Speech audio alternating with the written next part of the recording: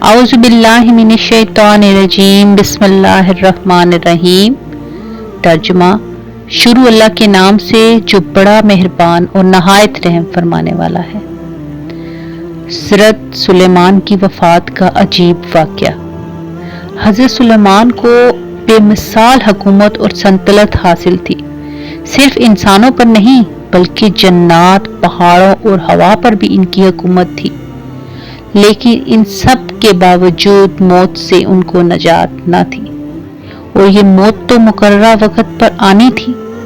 بیت المقدس کی تعمیر حضرت داؤد علیہ السلام نے شروع کی، جس جگہ حضرت موسیٰ علیہ السلام کا خیمہ گاڑا گیا تھا، لیکن اسی جگہ حضرت داؤد علیہ السلام نے بیت المقدس کی بنیاد رکھی۔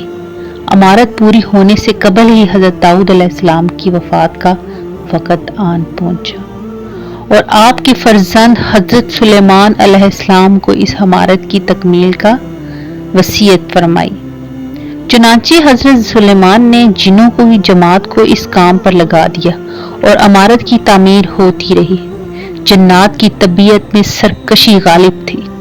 حضرت سلیمان کے خوف سے جنات کام کرتے تھے۔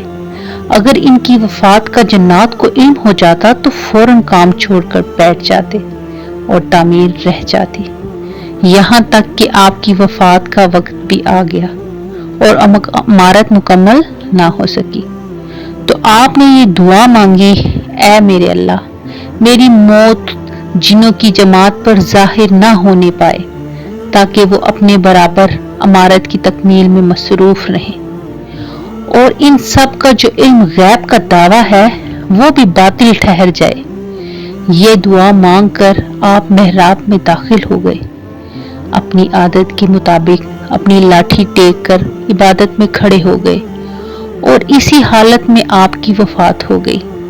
لیکن جن یہ سمجھ رہے تھے کہ آپ زندہ کھڑے ہیں، برابر کام میں مصروف رہے، اور عرصہ دراز تک آپ کا اسی حالت میں رہنا جنوں کے گروہ کے لیے باعث حیرت اس لیے نہ ہوا کہ وہ بارہا دیکھ چکے تھے کہ آپ ایک ایک ماہ بلکہ کئی ماہ مسلسل عبادت میں کھڑے رہا کرتے تھے۔ جزاک اللہ۔ یہاں تک کہ بحکم الہی دیمک نے آپ کے عصا کو کھا لیا، اور عصا گر جانے سے آپ کا جسم مبارک زمین پر آ گیا۔ اس وقت جنوں کی جماعت اور تمام انسانوں کو پتہ چلا کہ آپ کی وفات ہو چکی ہے۔